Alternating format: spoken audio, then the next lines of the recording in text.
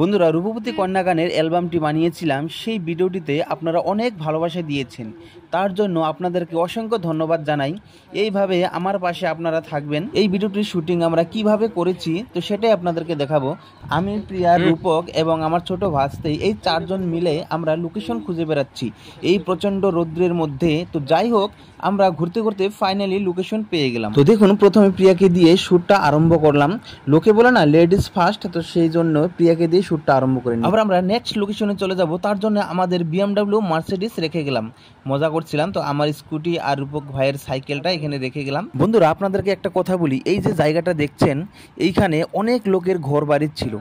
অনেক বড় বন্যা এসে সব কিছু তছনছ করে দিয়েছে। এখন দেখুন জায়গাটার কি অবস্থাটা হয়েছে। তো যাই হোক, এই নদীতে আজকে আমরা শ্যুট করব। আর বন্ধুরা, আমাকে আর প্রিয়াকে এই গেটআপে কীরকম লাগছে একটু কমেন্টে জানাবেন।